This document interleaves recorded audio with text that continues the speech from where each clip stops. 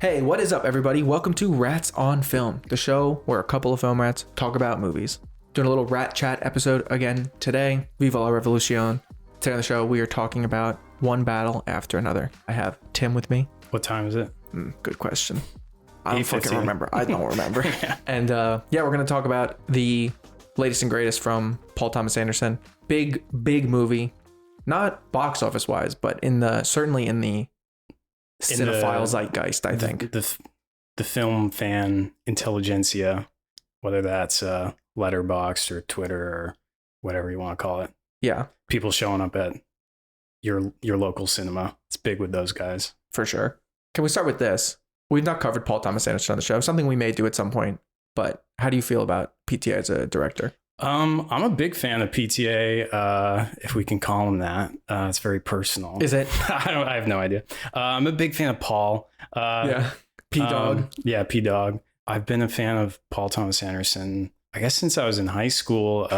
He's got a lot of movies that I respond to a lot. I think There Will Be Blood and Boogie Nights are pretty universally loved. Shout out to The Master, which is another one of my favorites. That was the first one of his I saw in theaters. I really love that movie. So yeah, I'm always interested to see what he's coming out with. Yeah, he's an interesting director for me because I didn't see his stuff very early, probably not till college, I don't think. Mm-hmm. And I feel like a lot of people, again, kind of in the same spheres we're talking about, like the cinephile, the moviegoer spheres, a lot of people refer to him as one of the directors of this generation of filmmakers. Or maybe it's the last generation at this possibly. point. I don't know. You're probably right about that. Yeah. Maybe it has crossed over. Yeah. But he's definitely a director that I personally have mixed feelings on. Mm-hmm. The two that you shouted out, Boogie Nights and There Will Be Blood, I love. I think those movies are great. And his other stuff, I like The Master, but some of the other ones, I've not seen every one of his films, but some of the other ones are. He's like pretty varied, actually. If you look 100%. at, I think there are certain indicators that you can recognize from movie to movie, but his movies, they span quite a few different genres. Dude, I fully agree. And it's been interesting watching some of the discourse around this new one. Yeah. And people being like, oh my God, it's such a Paul Thomas Anderson movie. Yeah. And my reaction in some to that ways, is, what does that even really mean? Yeah, I get that in some ways. But in terms of, I think maybe on paper, it's the least Paul Thomas Anderson movie. It just depends on how you look at it, I guess, and, kind of gets into a larger question. And some directors, I think, have a really specific, more niche style and appeal and things like that. But he does have quite a varied filmography, I feel like. I think my favorite of his is probably Boogie Nights. And I mean, I guess he likes the 70s too, but I do like a 70s period piece. So yeah. But One Battle After Another, not a period piece.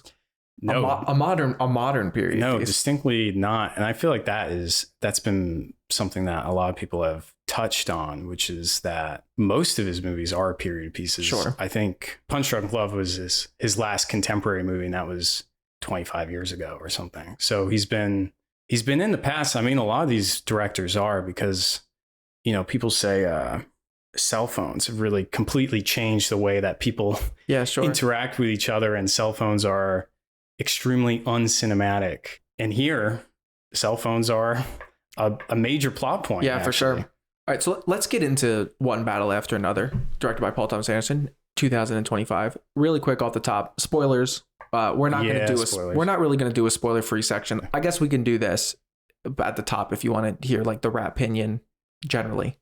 Do you like the movie? Hate it. Hate it. Terrible. No. Too woke for you. Too woke. Yeah.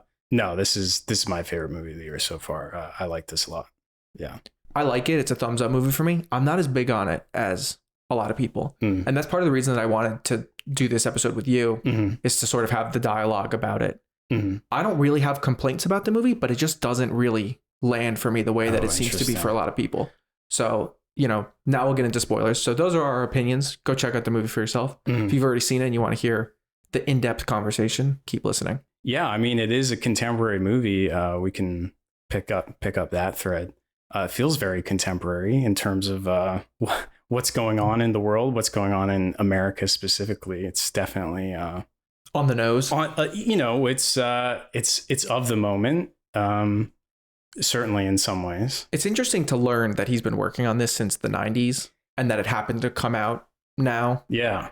and feel very relevant to now? Well, that feels pretty to the point that they're kind of making with the movie.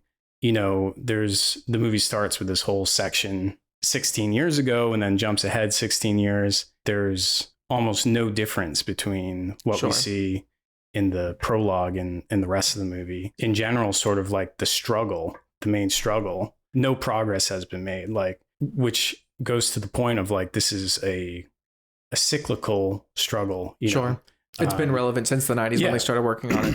It feels very poignant to today, but it really isn't anything new. Yeah. And there's that, there's that great line from Sensei Sergio. Don't get selfish. We've been in this fight for 100 years. All right. I have a take on this movie. Go ahead. So this is my favorite movie of the year. My favorite TV show of the year is Andor. Mm-hmm. So my take is Andor is a Star Wars setting, but the story, the plot is real world resistance to fascism. Okay. And one battle after another is the flip side of the coin. It's real world resistance to fascism setting, but the story plot is a Star Wars movie. So you start the movie with the prologue with the heroes and the villains, and something goes wrong. There's a baby that's, she says, what are you going to do with this baby? It's very Anakin Padme. They go into hiding. Flash forward to this kid, Willa, who is essentially Luke Skywalker. She's got some secret parentage that's revealed, some villains who are her parents. She's a Palpatine, dude. She's a Palpatine. She's a Palpatine, or Vader's her dad or whatever. Bob, who's the hermit, Obi-Wan. Yep. Sensei Sergio, maybe kind of a Yoda figure. The story is resistance fighters versus Lockjaw and his ice soldiers, or whatever you want to call them. But really at the heart of it, it's sort of this family story. In the end, Willa takes on the role of Jedi, and she does the trench run and takes out the bad guy and saves the day and all that thing. But really the story at its core is about Bob and Willa and that relationship. And ultimately, there's no real big message about resistance or fascism necessarily. Yeah, it's interesting. I think the film is sort of just asking, what are you fighting for? Every character in this movie has something they're fighting for, whether it's for the right or for the wrong reasons. Yeah, it's more just a general, when you do the right thing and you choose love over hate, you end up winning, basically. And that feels very optimistic Star Wars at the core to me. Yeah, I can see some of the parallels that you're describing. And I think maybe in some ways that speaks to where the movie doesn't hit as hard for me as it's hitting for other people, where I sort of feel like some of the stuff in the movie feels very generic, to your point, the black and white, the good versus evil, not super nuanced. And I think this speaks to maybe something that I have an issue with about PTA, across the board, which is that I just don't think I like his sense of humor. Oh, interesting. And I thought this movie was so funny. Oh my God. It has moments that I really like and moments that I really don't like. And I just think that there's certain weirdness that just really takes me out. And then when you're dealing with stuff that I feel like is so real, kind of what you're saying, it's a real world setting, but it's a Star Wars story. When you kind of boil things down to chosen one, good triumphs over evil, whatever, I think there's a missing connective tissue there for me. That's interesting, because to me, something that makes this so uniquely Paul Thomas Anderson is the characters. And I feel like that's something that you can see as a through line throughout his career. He's very interested in complex, nuanced characters. And I feel like all the characters in this movie are nuanced in different ways, and there's dimension to them. Even if you take someone like Stephen Lockjaw, who is a bad guy 100%. Sure, there's no percentage of him that's not a bad guy. So yes, that is in a sense black and white, but he does have dimension to him. There's his first scene with the Christmas adventurers. He leaves it, and you see as he's leaving, he's got tears in his eyes, which to me, that's just such a small moment, but it says so much about the character. That to me is one example, but you go down the line, Bob is our hero, but he's a fuck up, man. He can't remember anything. And is he really the best parent? In some ways, maybe, in some ways not. And all of the characters have these interesting dimensions to them. And it's not so much about, are they a good person or a bad person? They are people, and they have motivations, and they have issues, and they have things that they're working through. I think there's a lot of truth in that. And I think that PTA does do a lot with characters. And I think in this movie, a lot of the characters do have a lot of interesting things going on. You brought up Lockjaw.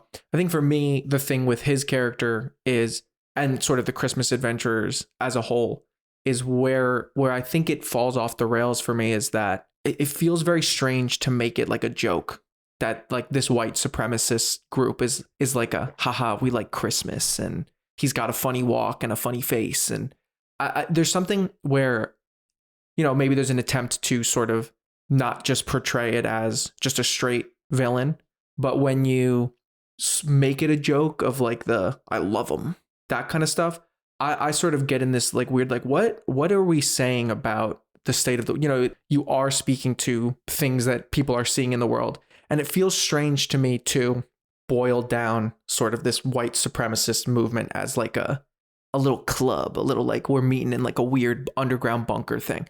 I don't know. It felt really strange to me. But to go into like what I think is interesting about the characters, I do think that one of the things that I found the most fascinating about it is the sort of flip on the white savior premise. This is very much a movie about people of color's experience in America right now. And Leo is more or less the main character of the film. And his entire objective the whole time is to save his daughter. And he sucks at it. He doesn't actually do anything in the movie. He achieves nothing. Yeah. He can't shoot. He can't drive. He can't remember the passwords. He can't do anything. And around him are all of these other people. You brought up Sensei earlier. Sensei, who is cool, calm, and collected, and is like, I got this. I'm dealing with this stuff all the time. You think you're a revolutionary. I'm a revolutionary, but I'm not bragging about it. I'm not doing passwords and shit like that. Like, I'm just protecting my community. I love that dynamic. I think that sort of characterization is really interesting. And I think the Perfidia Beverly Hills character is interesting and complex as well. Very interesting. Because she is a revolutionary, but sort of maybe for the wrong reasons. Yeah. Right? It's a little bit more of a, I'm getting a high from this. I like the thrill. I like the power that comes with it. And there is an interesting conversation to be had about people. And I think this applies to Lockjaw on the flip side of it as well, is why are you doing the things that you're doing? Is it because other people are telling you to do them? What are your actual intentions? The character that I have the most issue with in the movie is Willa. And it's funny you brought up Star Wars and compared her to Luke, because I think that that's pretty apt to my criticism of that character in the movie. I'm really exhausted, I think, by the Hollywood portrayal of quote unquote strong women in movies. I think it's a really dangerous trend that we get into where there's a fear, I feel like, to give female protagonists flaws. It's just an annoying double standard that is continuing to exist where male protagonists can just be riddled with flaws. I mean, you said it yourself. Bob in this movie is literally a fuck up. There's so much wrong with him as a character, but he'll be iconic. And it's so rare to be able to find examples the other way. And Willa's character, what can you really say about her? She's smart. She's resilient. She's loyal. She's going to take care of herself. She's going to protect herself. She doesn't need her dad. Every other character in the movie, including Perfidia, who is a female character, has these flaws that they're coming to the table with. And she's just the like perfect chosen one, I guess, protagonist, to use your Star Wars reference. It's just going to be a strong female character that just saves the day without having any of the nuance. And I find that to be weird when Leo is sort of this Trojan horse for you think he's the hero. You think it's like a white savior thing, and it's not, and it's flipped. And I actually love that. But then she doesn't feel like they gave her a character to be a protagonist. That's interesting. I really didn't see it that way. I mean, to me, she's, she's a kid. She's a work in progress. So, but being young is not a character flaw. Where she ends up is sort of this, she saves the day and she's really strong. And, the final scene, she goes out and she's going to fight the good fight. But she doesn't start that way. And it does feel Luke Skywalker hero's journey in that way, where sort of the movie is her sort of discovering these aspects about that and coming into the role, and the sort of the fear of, is she going to be like her mom, or worse, is she going to be like her dad? And the journey she goes on, it doesn't feel to me like she's presented from the start as a perfect character and everything is easy for her. She feels like it's a struggle for her throughout the whole thing, going from one point to the other. But from a character perspective, not really, right? Well, like from a character perspective, even to your point, like her flaws are her parents, right? I don't want to be like my parents. Well, it's not like who am I, right? But who is she as a character? To me, though, that kind of gets to the heart of what the movie's really about, which is about this father-daughter relationship. And the main flaw for both is that they don't trust each other. And this movie's all about trust, really. Bob realizes that he's been this mega super paranoid helicopter parent, essentially. And in the end, she is able to do it all herself. And she realizes that what Bob has been giving to her as a parent has actually been setting her up for all of this. So when they meet up at the end, they've come to have a better understanding of their relationship.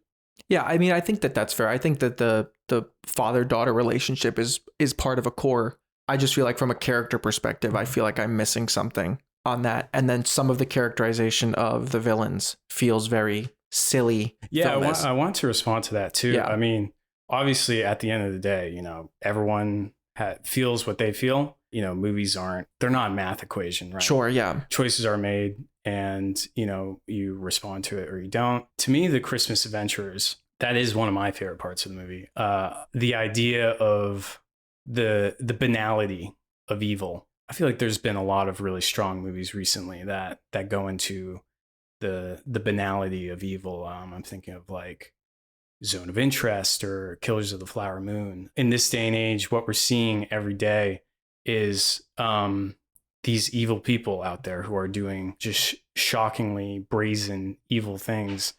They're not really the mustache twirlers that we often see. They're just kind of fucking dipshits. We can laugh at them and there are silly things about them, but at the end of the day, as funny as they may be, they're still getting shit done. You see these guys and they're hailing Saint Nick like it's the most childish, stupid, like that feels more mustache twirly to me than the opposite. But to me, it's more like it's more just like the white bread culture of America. Lockjaw invades this town and all of these people that work for him, they're not part of the Christmas Adventurers. Sure. They don't work for that. The scariest character in the movie to me is that that interrogator. Yeah. With the kids at the high school. That guy is crazy scary. And he's not connected to the Christmas Adventurers. And he's honestly, just a guy doing his job. But here's my thing. I fully agree with that he's like the scariest character. But that feels more grounded than anything that the Christmas Adventurers are doing. And that's where like there's a disconnect for me of, and I think maybe your analysis, I think that it's a fair thing to say it's set in the real world, but it's almost more of a fantasy movie. It is fantastic. I think it's at odds with itself for me watching it because of that. Because there's times where it feels so grounded and there's times where it feels like a big joke. And again, I just don't think I respond really to Paul Thomas Anderson's sense of humor. Right. So when the punchline's not landing for me, I think there's just a disconnect in terms of my connection to what it's trying to say. This is one of the things that I love most about the movie is sort of how he's able to combine an over-the-top, almost fantastical story and world and characters with this sort of real-world setting. To me, one of the best sequences of the movie is this Leo on the phone with the password. And then all the while that's happening, Sensei is, rounding up his people and trying to get them to safety and figure out how they're going to deal with stuff. He gets shit done. I feel like it's a nice comparison to him versus Leo. He can't achieve anything. Can't even just get the location of where he needs to go, let alone anything else. Yeah. And what I love is how quickly the movie can sort of weave between stuff that feels scary real, like Lockjaw bringing in false flagging, essentially this riot by, calling in a guy to set a fire and stuff like that feels that's scary. That's real. That's something that happens. Sure. Meanwhile, Leo is, following these skateboarders who are doing parkour on the roof, and he can't keep up, and he falls off a fucking building and gets tased. Like, to me, and I get if not all of these sort of, it's kind of a tonal tightrope. I get if that doesn't work, but for me, it does work. And because it's so out there, the fact that it works makes it hit even harder for me. Yeah, I think that is interesting because that sequence I love. And what I love about it is just the complete defying of expectations. Like, you kind of have learned this entire time that Leo is not equipped for this situation, right? There's this long extended scene of him on the phone. He just can't get the information. But you keep waiting for the moment where he gets his shit together. Genuinely, I thought 8:15 was going to be the answer. Like, I thought that's what it was going to be. And that's great. And then there's the defying of the expectations of, okay, he finally got through. He finally got the information. Yeah. And now Sensei is sending him. He's got a car set up. He's going to get there. And he fucking falls off the roof. Not only does he fall off the roof, but he immediately gets tased and arrested for being a part of this riot, even though he had nothing to do with the riot. Yeah. And he is the one they're looking for, but they just think he's part of the riot. Yeah. I love that. That, like, oh, there's like a what I thought was going to happen versus what happened. But this movie sometimes doesn't do that. Like, at no point did I think that Willa wasn't going to be Lockjaw's daughter. At no point did I think Leo was actually going to save Willa. At no point did I think that the tracker was going to leave Willa with the tattooed bad guys to kill her and take her out on the boat. There's a lot of things that felt very telegraphed to me in the movie, where when I got caught off guard by certain things, I was a little bit more into it. But to your point of the tightrope, sometimes I got caught off guard on the wrong side of it. And again, I think it's just a personal preference thing. Maybe it's a little bit of just it feeling too real, and you take one step too far, and I'm not like laughing at the joke because it feels a little bit too close to home. I don't know. And there are moments where, like, that's intentional. Sure. Like, one thing I think about is the scene, the DNA test scene. Sure. Where there's, quite a bit of comedy where Willa's like fucking around with Lockjaw. But then, she's laughing at him and he calls her a fucking mutt. Right. And then suddenly it's like, in the theater I was in, everyone stopped laughing. It's like, oh shit. You almost forget how, powerful this guy is. Sure. And that's one of my favorite scenes in the movie. That mission. I visited that place a week ago. There's a lot of just amazing details in this movie. A lot of the costume design is, so perfect. Bob's outfit feels like it's already an iconic. He's in a bathrobe the entire movie. Yeah. Very dude. So iconic. Even Willa, she's got the leather jacket. She's tough, but she's got kind of like a tutu skirt on. She's just a kid at the end of the day. That location, there are all these historical missions in California, but that's the first one that we went to where it really feels like there's a history to it. And again, it goes back to that Sensei quote about don't be selfish. This fight has been going on for centuries. Yeah, I feel like it's gonna sound like I'm coming off really negative on the movie just because we're having the conversation for the sake of argument, right? Listen, I can't think of anything negative to say about it, so it's only fair that you say something, because otherwise it's just gonna be a glazing session. Yeah, well, and this is something like in general that's part of the motivation for me making the show, and part of why I wanted to do this episode and with you specifically is I'm a little bit tired of like the echo chamber of opinion in the world. Anybody who loved this movie, that's cool. Like, I have no problem with people who loved it. I don't even hate it. This is a thumbs up movie for me. I enjoyed it. I thought it was a really fun ride.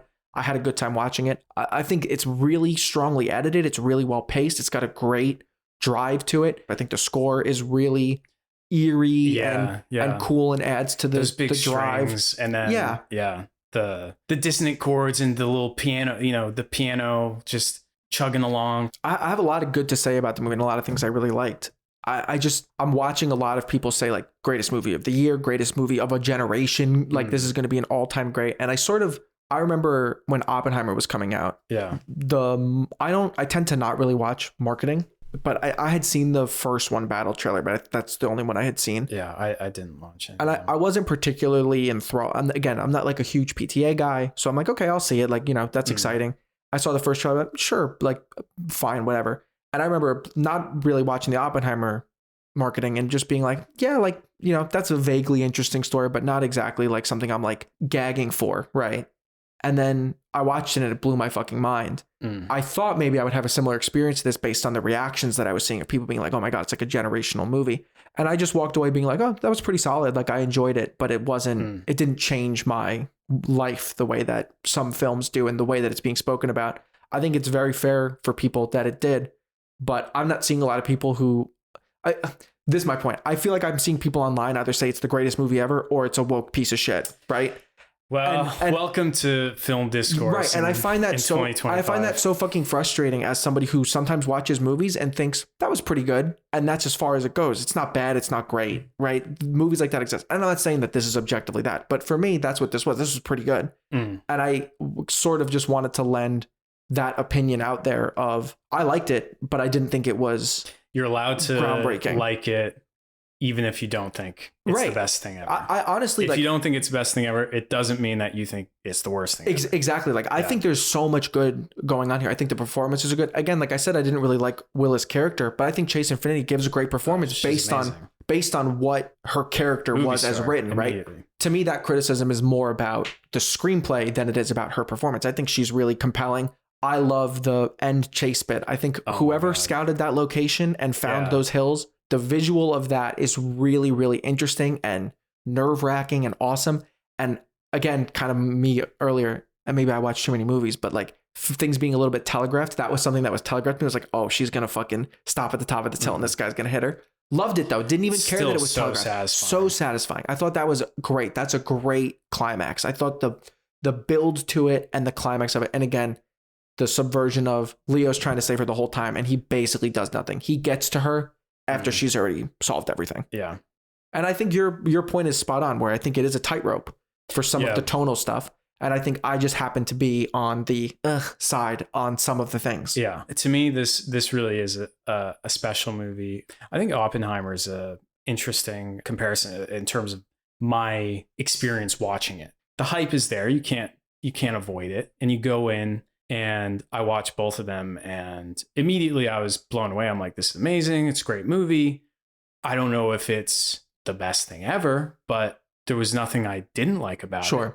And then it was really the second viewing for both of them where it clicked in for me, where I'm like, I just have nothing to say. It's just, I love every part of it. It is certainly my favorite movie of the year, but it is probably one of my favorite movies of the last few years, like easily. Yeah. The thing is, some things speak to some people, some things don't speak to other people. I want to have like a balanced conversation about a piece of art that both of us liked. You liked a lot more than I did. Yeah. But this is like a thumbs up movie to me. I would highly recommend this. I think it's well worth the watch. I think it's a really fun ride and there's a lot of great parts, to your point, a lot of memorable things from it. Yeah. It's just not an all-timer for me. Humor's fucking hard, dude. Yeah. Comedy's hard. It's way harder than drama. Yeah, and humor is way more dependent on personal taste. And so like me not finding certain jokes funny, not everybody likes every comedian or every comedy movie for a reason. Like it's really hard to get everybody to agree that, oh, this is a funny joke. Yeah.